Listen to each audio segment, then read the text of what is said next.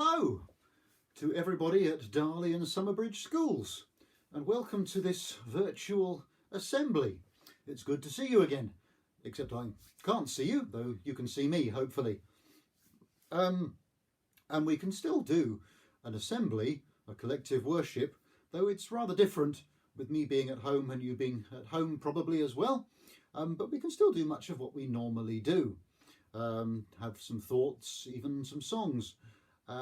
But first I thought it might be a good idea if we just settled ourselves down a bit, quietened ourselves down and our thoughts down, much as you would come into the hall for an assembly and then sit down, maybe settle down a little bit. We can do that in a number of ways, and here's a couple of tips about how you might just quieten down a little bit. I'm just going to have to move you for a moment and then you can see something.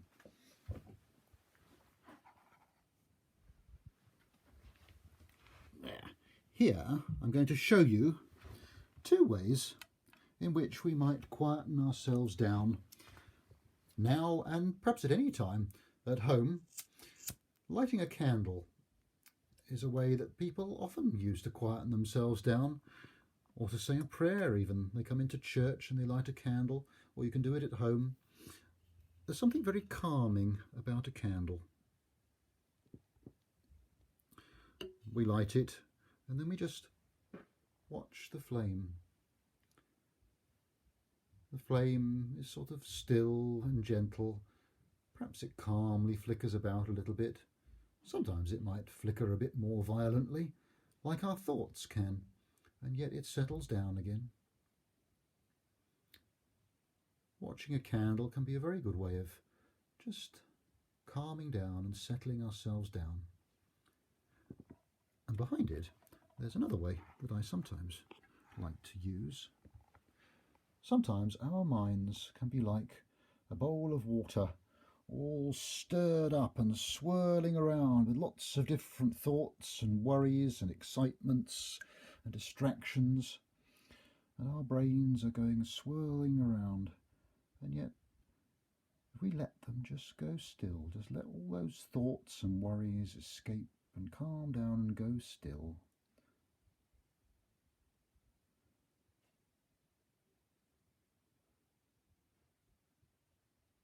just watching a bowl of water go still can help our minds go still too. And that can then help us think and concentrate about something else.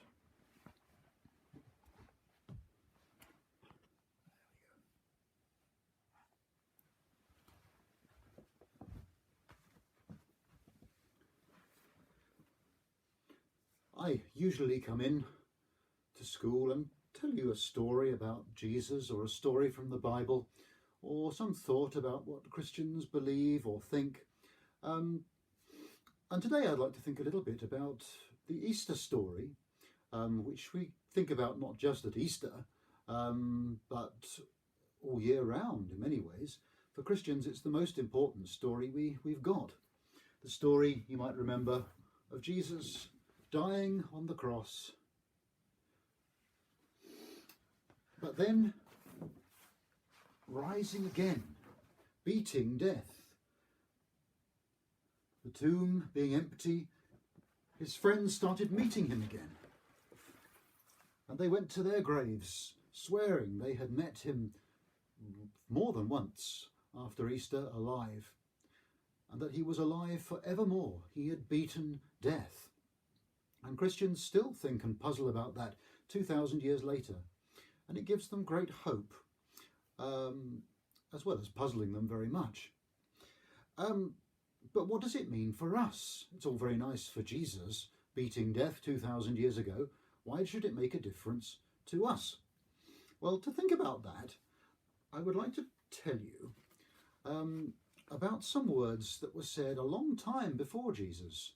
And I'm going to move you to show you those words.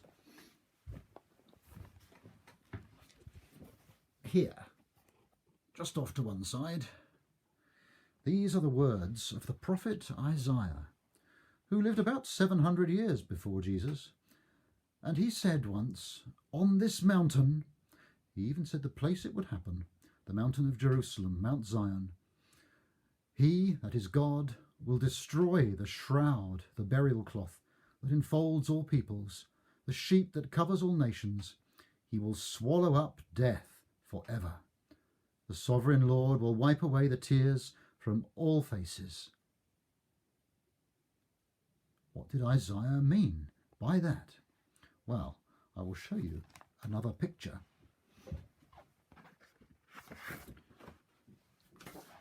How could death be swallowed? Well, there's an interesting fact. The people around the Israelites, around Isaiah, were the Canaanites. They were pagans. They believed not in one God, but in many gods, in forces of nature and in the world. But one of the most powerful gods, the Canaanites said, was the god of death. And the god of death they called Mot. And they pictured him as a great mouth stretching from horizon to horizon, and Mot, death, could swallow up anything. Nothing escaped death. Nothing escaped Mot. Just think about it. A fly might live for a few days, maybe in just a few hours, easily swallowed by Mot. How about other animals like a hamster or something? They might live 2 or 3 years, maybe a bit more, but eventually they die. How about cats, dogs? Fairly easily swallowed by Mot. What about people? Well, we can live 80, 90, 100 years sometimes, but eventually we all die.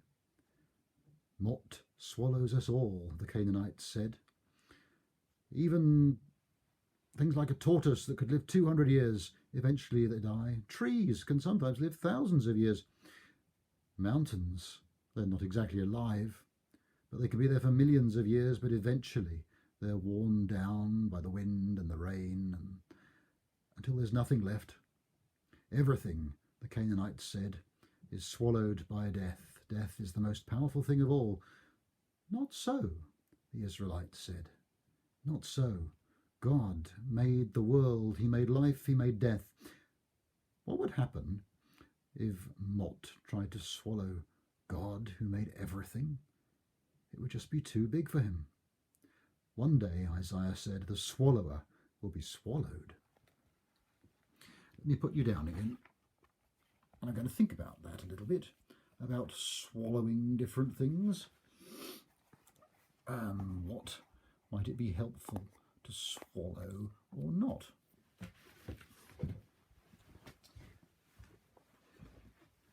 If I were to swallow this pea, what would happen to me? I just have a rather nice taste in my mouth. And we swallow peas all the time, of course we do. How about an apple? Well, I couldn't swallow it in one go, but how if I ate the lot and swallowed all the pips inside? Would an apple tree grow out of my stomach? That would be silly. No, not at all. Though I wouldn't recommend swallowing too many apple pips, but they won't hurt very much. How about swallowing a fly? Not one that big, but sometimes you're out walking and oof, in one goes. Whatever health and safety say, it won't do you that much harm. I wouldn't particularly recommend doing it, but when I was a boy we had a silly song. Well, that there was an old woman who swallowed a fly. She swallowed a fly, I don't know why. She swallowed a fly, perhaps she'll die. And then we said, there was an old woman who swallowed a spider that wriggled and tickled inside her. She swallowed the spider to catch the fly. I don't know why she swallowed the fly. Perhaps she'll die, or perhaps she'll be on I'm a Celebrity, get me out of here or something. There was an old woman who swallowed a bird was the next verse. She swallowed a bird, how absurd, to catch the spider. And then she swallowed a cat and a dog, and it went on and on, getting sillier and sillier, until she swallowed a cow, and that was far too much, and she died. Some things are just too big for us to swallow, or bad for us if we swallow them. If I was to swallow this disinfectant, it would not do me any good at all. It would probably kill me, burn a hole in my stomach or something. Not very nice. Some things are just not for swallowing. Getting a bit silly now. Could I swallow a hand grenade? Pull the pin out and oof down the hatch? Bang, splat. Oh, not very nice. A bit of fun. Or not. Even sillier, if I was to swallow an atomic bomb. Set the timer and down it goes. Kaboom! Some things are not to be swallowed, even in our imaginations, really. But Isaiah was saying, if death were to swallow God, it would be too much. God is bigger than death. God one day would swallow death up, Isaiah said, and Christians believe that's kind of what happened on the cross. When death tried to swallow Jesus, it swallowed something that was too big for it. It was too good, too wonderful. You can't swallow love. You can't finish love, even with death. When death took in Jesus, it blew a hole in it that let us all out. Death, in swallowing Jesus, swallowed something too big for it. Now one day death itself will die. An amazing thought, and one that Christians have been puzzling over ever since. Not just Jesus would come alive at Easter, but now death itself would be finished and everyone will come alive again, because death has been beaten once and for all. The swallower has been swallowed by the love of God. One more funny little story before I finish with a prayer and a song, but a couple more pictures. Just over here now.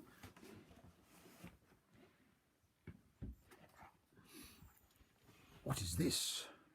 It is a dragon. There's an old Norse fairy tale about a dragon that was so huge it would go and swallow whole villages up alive, and all the people lived inside its stomach, trapped there forever. Until one day the dragon met the hero, who wasn't very big compared to the dragon. There he is. But he was very, very strong and very, very brave.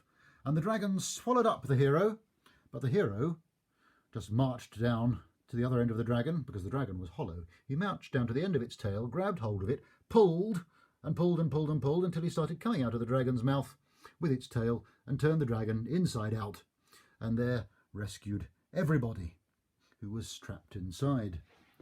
In some ways, Christians say that's what Jesus did to death. He destroyed it from the inside so that we could be set free. Now,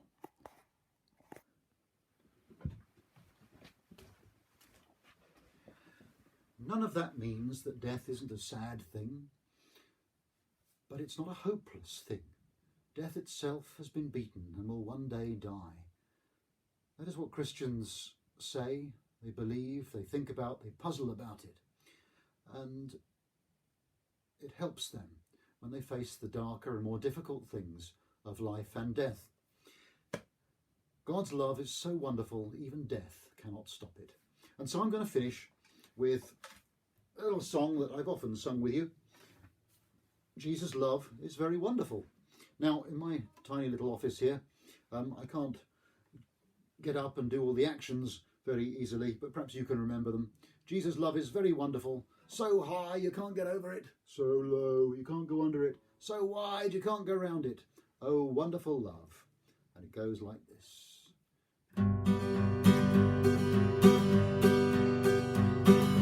Jesus' love is very wonderful. Jesus' love is very wonderful. Jesus' love is very wonderful. Oh, wonderful love.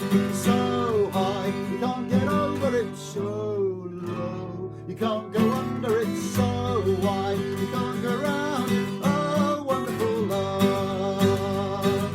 Jesus' love is very wonderful. Jesus' love is very wonderful. Jesus' love is very wonderful. Oh, wonderful love. So high you can't get over it. So low you can't go under it. So wide you can't go round it. Oh, wonderful love. Jesus' love is very wonderful. Jesus' love is very wonderful. Jesus' love is very wonderful. Oh, wonderful love. So high you can't get over it. So low you can't go under it. So wide you can't go round